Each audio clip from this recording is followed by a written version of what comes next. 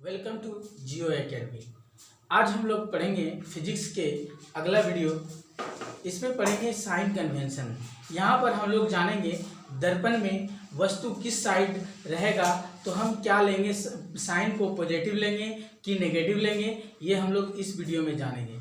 हम यहाँ पर अवतल दर्पण के द्वारा आप लोगों को समझाने की कोशिश करेंगे कि किस तरह से साइन को हम लोग माइनस कहाँ पर लेंगे, प्लस कहाँ पर लेंगे, वो चीज़ देखेंगे यहाँ पर। तो अवतल दर्पण के केसेस में या फिर किसी भी दर्पण के केसेस में हम लोग देखेंगे कि सबसे पहले क्या काम करेंगे, पॉइंट को समझें। दर्पण पर प्रकाश किरणें सदैव बाईं ओर से डाली जाती है। दर्पण पर जो हम लोग प्रकाश को इंसिडेंट कराएंगे, हम जो लाइट को इंसिडेंट कराएंगे, वो हमेशा दर्पण के बाईं ओर से कराएंगे, ठीक है। और उसके बाद सभी दूरियां दर्पण के ध्रुव से मुख्य अक्ष के सापेक्ष मापी जाएंगी। वो जितने भी दूरियां होंगे वो मुख्य अक्ष जो यहाँ पर P है, इसके मुख्य अक्ष P से हम लोग मापेंगे। चाहे वस्तु की दूरी हो, चाहे प्रतिबिंब की दूरी हो, हम लोग यहीं से मापेंगे, ठीक है। तीसरा पॉइंट है कि वे दूरियां जो आपतित किरण की विपरीत दिशा में मापी जाती हो। इट मीन्स ये जो आपतित किरण है, इंसिडेंट रे है, इसके जो विपरीत दिशा में मापी जाएंगे वो हमेशा ऋणात्मक होंगे। सपोज दैट यहाँ पर अगर कोई वस्तु है तो इसका किरण का डायरेक्शन तो इधर है।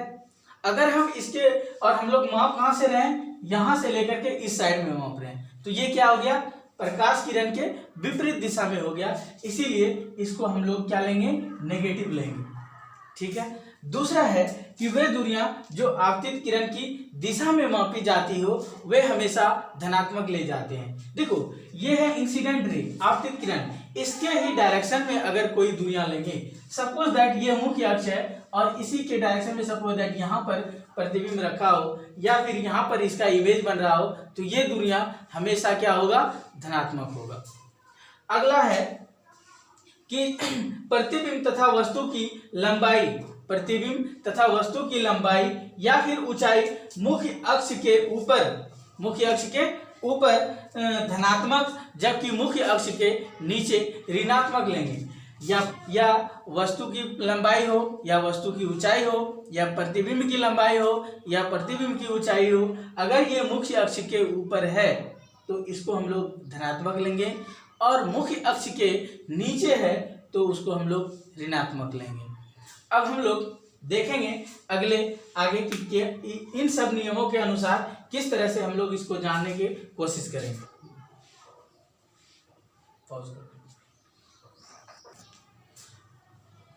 अब हम लोग सीखेंगे कि इन चारों पॉइंटों के आधार पर अवतल दर्पण या उत्तल दर्पण का जो फोकस दूरी होती है या फिर वक्रता त्रिज्या होती है, जो भी दूरियां होती है, वो ऋणात्मक होता है या धनात्मक होता है। तो सबसे पहले हम लोग देखते हैं उपरोक्त नियमों के आधार पर अवतल दर्पण की फोकस दूरी व वक्रता त्रिज्या ऋणात्मक होती है। क्यों? क्योंकि अवतल दर्पण में हमेशा ध्रुव से जो फोकस दूरी होती है वो इस साइड होता है, किरण के विपरीत दिशा में होता है, और ये वक्रता त्रिज्या भी किरण के विपरीत दिशा में ली जाती। क्यों? क्योंकि किरण तो इधर से इंसिडेंट हो रहा है और हम लोग दूरियां कहाँ से माप रहे हैं, इसके विपरीत दिशा में माप रहे हैं, इसकी वक्रता त्रिज्या भी और इसकी फोकस दूरी। इसीलिए अवतल दर्पण की फोकस दूरियां या वक्रता त्रिज्या हमेशा ऋणात्मक होती है। और अगला देखेंगे कि उपरोक्त नियमों के आधार पर सीधे प्रतिबिंबों के आवर्धन धनात्मक, जबकि उल्टे प्रतिबिंबों के आवर्धन ऋणात्मक होगी। क्यों?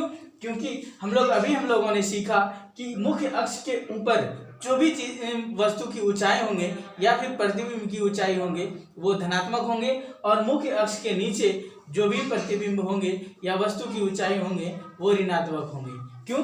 क्योंकि वस्तु इधर रहेंगे, प्रतिबिंब भी इधर बन सकते हैं। प्रतिबिंब ज्यादातर अवतल दर्पण में इधर ही बनता है, इसलिए इसका आवर्धन लगभग हमेशा नेगेटिव रहता है। और उत्तल दर्पण में इसकी जो फोकस दूरियां होती है उधर ली जाती है। क्यों?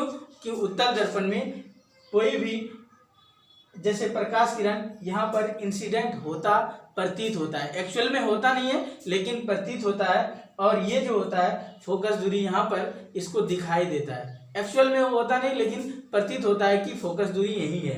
इसीलिए उत्तल दर्पण में हमेशा फोकस दूरी धनात्मक ली जाती है और वस्तु की ऊंचाई भी धनात्मक और वस्तु की दूरी भी धनात्मक हो, प्रतिबिंब की दूरी भी धनात्मक होती है। वस्तु तो हमेशा इधर ही रहता है। लोग इसे सही तरीके से नोट डाउन कर लें, उसके बाद हम आपसे नेक्स्ट क्लासेस में देखेंगे कि गोलीय दर्पण का जो सूत्र होते हैं वो इसी साइन कन्वेंशन के थ्रू, साइन कन्वेंशन का अप्लाई करके किस तरह से प्रूफ होता है वो हम लोग अगले वीडियो में देखेंगे। तब तक के लिए धन्यवाद। कंटेंट है अगर अच्छा लगा हो तो आप हमारे चैनल को सब्सक्राइब कर दो, लाइक कर दो, कमेंट कर दो। अगले वीडियो के नोटिफिकेशन के लिए थैंक यू।